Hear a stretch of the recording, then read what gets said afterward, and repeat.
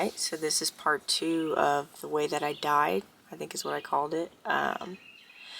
Where we left off on the first episode, I started talking about the signs and the synchronicities that led me to do what I did. So I'll start with that. First sign was getting gas and saw that white angel feather, and that told me, like I said, that you are on the path to do what you're supposed to be doing. So I filled up my gas, and like I said, by that moment, another sign I had is, I think it's at the end of Diablo. I can't remember what song from Mac Miller's Faces it was, but there's a part at the end that says, have you found a way out? Have you found a way out? Have you found a way out? I heard that, and you know, in psychosis, one of the symptoms is that you feel like songs are talking directly to you.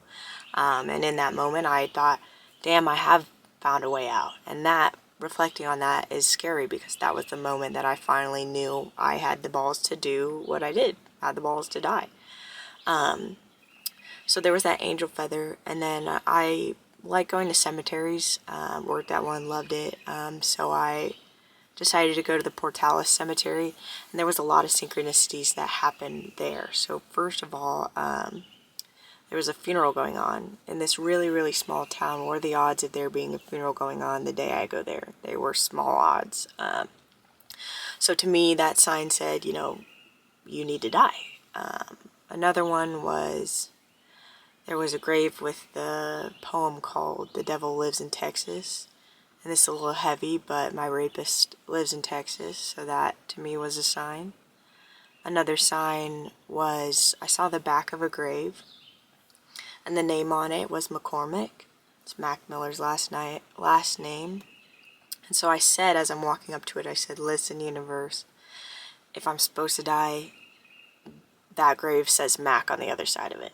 And walked around, and in parentheses, so the nickname of the guy was Mac. And I'll put that grave right there. I had to look it up a couple years later because I thought I hallucinated it, but I didn't. It was real. So to me, that was a sign. Another sign was, I heard the lyric from Fleetwood Mac, Dreams, that said, when the rain washes you clean, you'll know. And I heard that, and then immediately the sprinklers came on where I was at. So that was another sign. And then the last sign of the cemetery, I asked the universe if I'm supposed to die today. Give me a grave that says today as the death date. So June 7th. Give me a grave that says June 7th. And the closest grave to my car, the last grave I saw, the death date was June 7th. So took that as, you know, the green light. So after I left the cemetery, I thought, you know, if I'm really serious about killing myself, why don't I call the suicide hotline? At least give it a try. So I called the suicide hotline. I'm talking to the guy, but I knew, the whole time I knew that it didn't matter what he said. It wouldn't change my mind. My mind was made up. So after that, well, on the phone call, he was like, listen, your call, when you call the suicide hotline, gets directed to any of our centers all around the country. And he said, you want to know where I'm at right now? And I said, yeah. He said, Boys Town, Nebraska. So to me, that was, you know, I'm from Nebraska. To me, that was another sign going, whoa, like, what are the odds? You're supposed to die today. That's what the signs all told me. You know, I got off the call still knowing I was going to do it. So next, I went to a gas station, and I walked in, and I bought a bottle of 150 or 250 ibuprofen, acetaminophen pills. I bought a bottle of a Bang energy drink, which is kind of funny. I'll tell that joke later. I bought a pair of dice. I got that tattooed because that day I gambled with my life. I bought a set of happy birthday candles because it was, you know, the first day of the rest of my existence. That's what it meant to me, you know, the rebirth. And then I bought a thing of brake oil because originally I was going to drink the brake oil. And then I walked out of the gas station with all my stuff, and there was a homeless man out there, and that to me was another fucking sign, because I had money in my wallet that I didn't need no more. So I gave him $40, and I remember he was like, this is too much, and I was like, wanted to say, trust me, I don't need it. Then I got my car, and I drove to Oasis State Park. I drove to where I normally parked when I would go to meditate. And I walked to this about 50, 100 feet away from where you park to get into the just actual desert. And I would go behind this bush, so I went behind this same bush. And I had gotten a doll for my grandma, so I held the doll. Well, before I did this, I took 20 15 milligram Adderall, because that's all I had left in my script.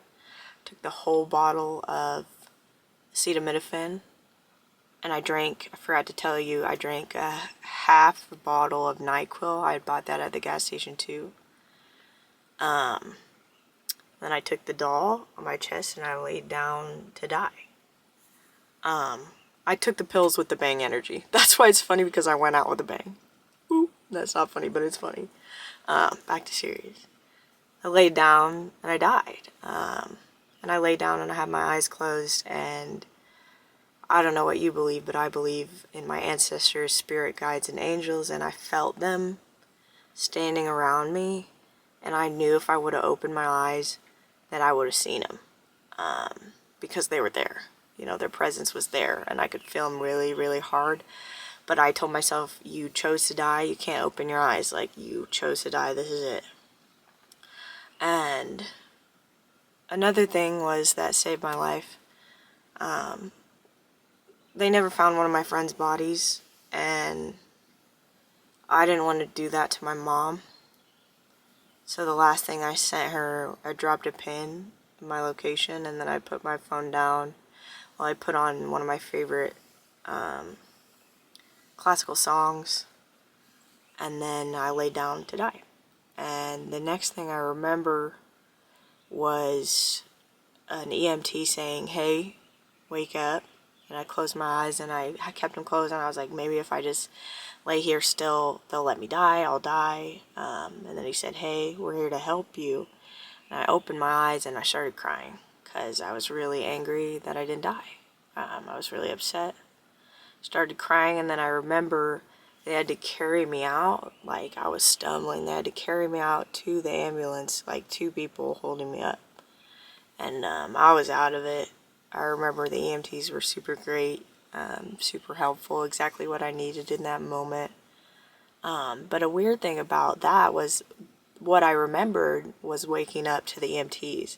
According to my mom, she was on the phone with the police. The police showed up first, and apparently I was yelling at them, which is actually so funny, because subconsciously, deep in my mind, a cab, you know what I mean? That kind of goes hard. So I don't remember that. That kind of fucked with my head too, that I didn't remember something that happened, but I remembered the next bit of it. So that kind of freaked me out a little bit. Still kind of freaks me out to this day. But I'm on my way into the hospital, and the Portales Hospital is really small. And I'm gonna